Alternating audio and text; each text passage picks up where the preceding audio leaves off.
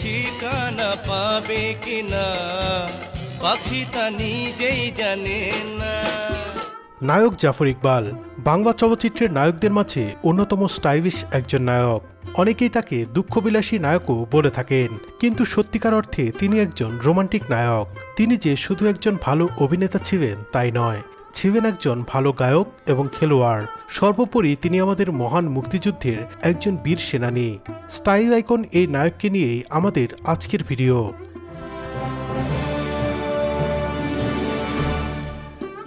বাংলাদেশের এভারগ্রিন নায়ক জাফর ইকবালের জন্ম 1951 সালের 19 এপ্রিল ঢাকায়। এই শহরেই কেটেছে তার শৈশব, কৈশোর এবং যৌবনকাল। তার বাবা এম.এ. ফজলুল হক ছিলেন নামকরা অ্যাডভোকেট। তাদের পরিবারটিকে বলা যায় সঙ্গীত পরিবার। জাফর ইকবালের বড় ভাই আনোয়ার পারভেজ ছিলেন স্বনামধন্য একজন সঙ্গীত পরিচালক, আর তার ছোট বোন শাহনাজ রহমতুল্লাহ তো বাংলাদেশের কিংবদন্তি সঙ্গীত শিল্পী। ভাই বোনের মতো জাফরেরও আগ্রহ ছিল গানেই।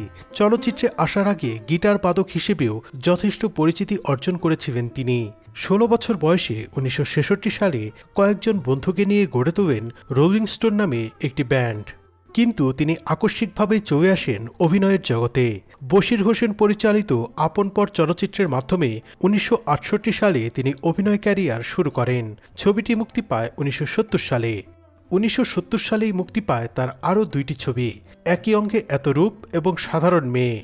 যখন তুমি চিরদিনের জন্য আমার হয়ে যাবে তখন। বারবার এক কথা ভালো লাগে না, দেখো তাহলে কিন্তু আমি আর আসবো না। সত্যি? এরপরে আসে 1971 সাল।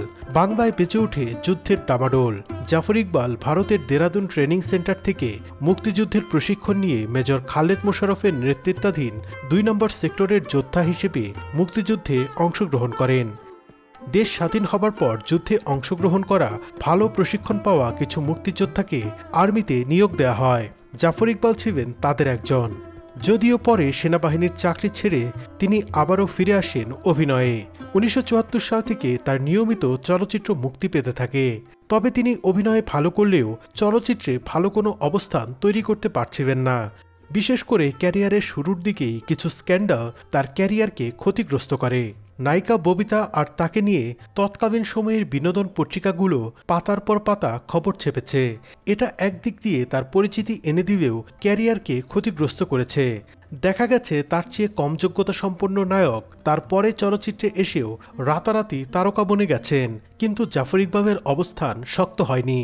1981 সালে দিলীপ বিশ্বাস পরিচালিত অংশীদার ছবিটি মুক্তি পাবার পর পরিচালকদেরকে জাফর ইকবালকে নিয়ে নতুন করে চিন্তাভাবনা করার সুযোগ এনে দেয়।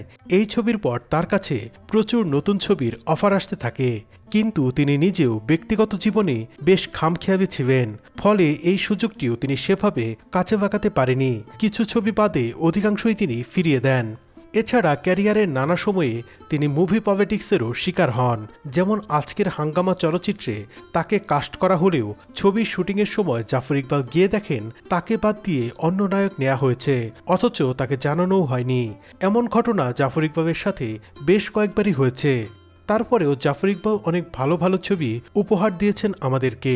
তার উল্লেখযোগ্য কিছু চলচ্চিত্র হচ্ছে আপন পর, সাধারণ মেয়ে, ফকির মজনু শাহ, সূর্য সংগ্রাম, বেদিন, অংশীদার, এক মুঠো ভাত, 7 রাজার ধন, সিআইডি, আবিষ্কার, মেঘ বিজলি বাদল, আশীর্বাদ, অপমান, প্রেমিক, নবাব, ফুলের মালা, নয়নের আলো, গৃহলক্ষ্মী, মর্যাদা, সন্ধি, উসিলা, ভাই বন্ধু, অবুজ হৃদয়, যোগাযোগ, শুকতারা, অবদান ইত্যাদি।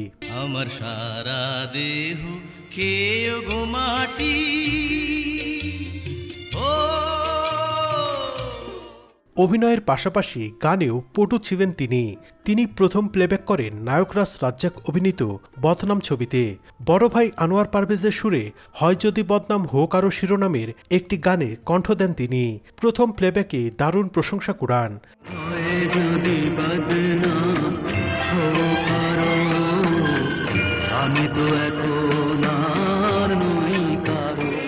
এরপর সুরকার আলাউদ্দিন আলী জাফর ইকবালকে দিয়ে আরও বেশ কিছু চলচ্চিত্রে প্লেব্যাক করিয়েছেন।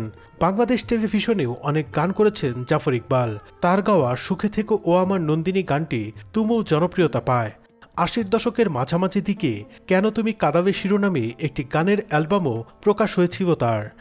জাফর ইকবালের কণ্ঠে জনপ্রিয় গানগুলো হচ্ছে সুখে থেকো ও আমার নন্দিনী, তুমি আমার জীবন আমি তোমার জীবন, হয় যদি বদনাম হোক আরো, এক হৃদয়হীনার কাছে হৃদয়ের দাম কি আছে ইত্যাদি। এক হৃদয়হীনার কাছে হৃদয়ের দাম কি আছে। ব্যক্তিগত জীবনে জাফর ইকবাল সংসার পেতেছিলেন সোনিয়ার সঙ্গে। সোনিয়ার পূর্বপুরুষ বগুড়ার গয়েশপুরের জমিদার ছিলেন। ইংরেজি মাধ্যমে পড়াশোনা করা সোনিয়া কিছুদিন মডেলিংও করেছেন। তাদের ঘরে 2 পুত্র সাদাব জাফর এবং জায়ান জাফর জন্ম নিলেও তাদের সংসার সুখের হয়নি। তাদের মধ্যে পারিবারিক অশান্তি লেগেই থাকত এবং কয়েকবার তারা সেপারেশনেও ছিলেন। ব্যক্তিজীবনের অশান্তি তার বহিমিয়ান জীবনকে আরও বেশি এলোমেলো করে দেয়। তিনি অনিয়ন্ত্রিত জীবনযাপন করতে শুরু করেন, আর এই অনিয়ন্ত্রিত জীবন তাকে শারীরিকভাবে অসুস্থ করে দেয়। হার্ট এবং কিডনি রোগে আক্রান্ত হয়ে 1992 সালের 8 জানুয়ারি সবাইকে ছেড়ে চিরবিদায় নেন চমৎকার ফ্যাশন সচেতন ও রুচিবোধ সম্পন্ন এই দুঃখবিলাসী নায়ক। তবু আশায় পাখি বাঁধে যে মন, আলোতে রাঙায় জীবন। মনে প্রাণে একজন শিল্পী ছিলেন জাফর ইকবাল। তাকে বলা হয় বাইবর্ন হিরো। একজন সত্যিকারের নায়ক ছিলেন তিনি। ক্যারিয়ারের সেরা সময়ে তিনি তরুণীদের হার্ট থ্রপ হিসেবে পরিচিতি পেয়েছিলেন। তার চুলের স্টাইল আর ফ্যাশন তরুণদের মধ্যে অনুকরণীয় বিষয় হয়ে দাঁড়িয়েছিল। তার ব্যক্তিজীবনের দুঃখবোধ এবং নিজের ক্যারিয়ার নিয়ে খামখেয়ালিপনার কারণেই চলচ্চিত্র জীবনে তার প্রত্যাশা পূরণ হয়নি। শুধু অভিনয় বা গান দিয়ে নয়, ব্যক্তিত্ব, পোশাক, স্টাইল, সুদর্শন রূপ সব মিলিয়ে জাফর ইকবাল যেন ছিলেন এক গল্পের রাজকুমার। আমরা গভীর শ্রদ্ধায় স্মরণ করছি আমাদের রাজকুমার জাফর ইকবালকে। বাংলাদেশের গুণী সাংস্কৃতিক ব্যক্তিত্বদের নিয়ে ভিডিও দেখতে এখনই সাবস্ক্রাইব করুন আমাদের চ্যানেলটিকে। সবাইকে অনেক অনেক ধন্যবাদ।